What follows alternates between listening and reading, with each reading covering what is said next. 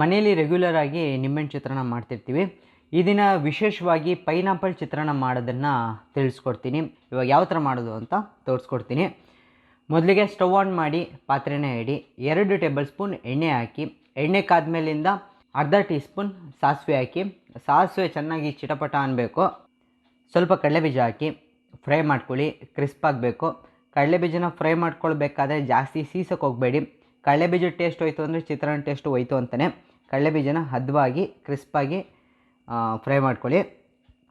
ಇವಾಗ ಫೈನಾಗಿ ಚಾಪ್ ಮಾಡಿರೋ ಒಂದು 3 ಹಸಿರುಮೆಣ್ಸಿನ್ಕಾಯಿ ಹಾಕಿ, 2 ಕಡ್ಡಿ ಕರಿಬೇವು ಹಾಕಿ, ಚಾಪ್ ಮಾಡಿರೋ ಒಂದು ಈರುಳ್ಳಿ ಹಾಕಿ ಫ್ರೈ ಮಾಡ್ಕೊಳ್ಳಿ. ಈರುಳ್ಳಿನ ಫ್ರೈ ಮಾಡ್ಕೊಳ್ಬೇಕಾದ್ರೆ 1/4 ಟೀ ಸ್ಪೂನ್ ಅರಿಶಿನ, ಚಿಟಿಕೆ ಉಪ್ಪನ್ನು ಹಾಕ್ಬಿಟ್ಟು ಫ್ರೈ ಮಾಡ್ಕೊಳ್ಳಿ. ಈರುಳ್ಳಿನ ಚೆನ್ನಾಗಿ ಬಾಡಿಸ್ಕೊಳ್ಳಿ. ಈ ಥರ ಎಣ್ಣೆ ಬಿಡಬೇಕು, ಅಲ್ಲಿ ತನಕ ಚೆನ್ನಾಗಿ ಬಾಡಿಸ್ಕೊಳ್ಬೇಕಾಗಿರುತ್ತೆ. ಇವಾಗ ಚಾಪ್ ಮಾಡಿರೋ ಸ್ವಲ್ಪ ಕೊತ್ತಂಬರಿ ಸೊಪ್ಪನ್ನು ಹಾಕಿ ಮಿಕ್ಸ್ ಮಾಡಿ. ಇವಾಗ ಚಿತ್ರಾನ್ನದ ಗೊಜ್ಜು ತಯಾರಾಗಿದೆ.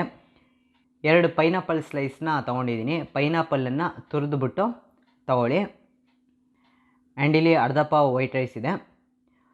ತುರಿದಿರುವಂತಹ ಪೈನಾಪಲನ್ನು ಹಾಕಿ ಚಿತ್ರಾನ್ನದ ಗೊಜ್ಜು ಹಾಕಿ ರುಚಿಗೆ ತಕ್ಕಷ್ಟು ಉಪ್ಪನ್ನು ಕೂಡ ಹಾಕ್ಬಿಟ್ಟು ಚೆನ್ನಾಗಿ ಮಿಕ್ಸ್ ಮಾಡಿ.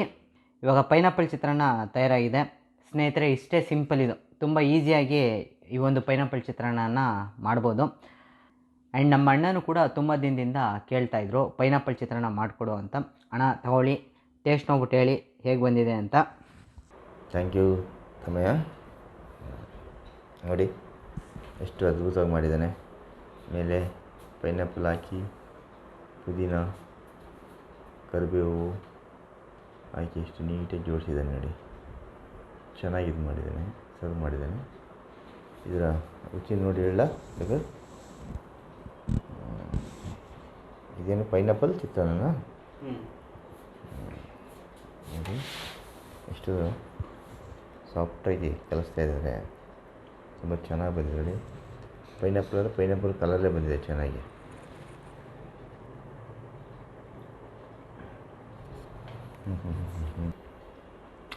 ಆ ಕಡಲೆಬೀಜ ಕುರ್ಮಕ್ಕೆ ಪೈನಾಪಲ್ ರುಚಿ ಸೂಪರಾಗಿದೆ.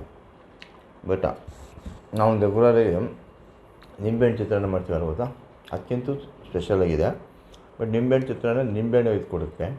ಬಟ್ ಪೈನಾಪಲ್ದು ಹುಳಿ ಮತ್ತು ಸಿಹಿ ಎರಡು ಸೇರಿಸಿ ಮಿಕ್ಸ್ ಮಾಡೋದ್ರಿಂದ ತುಂಬ ಅದ್ಭುತವಾಗಿ ಮಾಡಿದ್ದಾರೆ. ತುಂಬ ಅದ್ಭುತ ರುಚಿನೂ ಕೂಡ ಇದೆ. ಸೊ ಇದನ್ನು ನೀವು ಮನೇಲಿ ಮಾಡಿ ತಿನ್ಬೋದು. ನನ್ನ ತಮ್ಮವರು ವಿಡಿಯೋದಲ್ಲಿ ತೋರಿಸ್ತಾರೆ. ಸೊ ತಿನ್ನಬೇಕು ಅನಿಸುತ್ತೆ, ಮತ್ತೊಮ್ಮೆ ತಿನ್ನಬೇಕು ಅನಿಸುತ್ತೆ, ಮಗದೊಮ್ಮೆ ತಿನ್ನಬೇಕು ಅನಿಸುತ್ತೆ. ನೋಡಿ ಟ್ರೈ ಮಾಡಿ ಎಲ್ಲ ಕನ್ನಡ ಪ್ರೇಕ್ಷಕರಿಗೆಲ್ಲ ವಂದನೆಗಳು. ನಿಮಗೇನಾದ್ರು ಇಷ್ಟ ಆಯಿತು ಅಂದರೆ ಈ ಚಾನಲ್ಗೆ ಸಬ್ಸ್ಕ್ರೈಬ್ ಮಾಡ್ಕೊಳ್ಳಿ. ಈ ವಿಡಿಯೋನ ಸಬ್ಸ್ಕ್ರೈಬ್ ಮಾಡಿಕೊಂಡು ಕೆಳಗಡೆ ರೆಡ್ ಬಟನ್ ಇದೆ, ಒತ್ತಿ ಸಬ್ಸ್ಕ್ರೈಬ್ ಮಾಡ್ಕೊಂಡು ನಮ್ಗೆ ಲೈಕ್ ಕೊಡಿ. Thank you.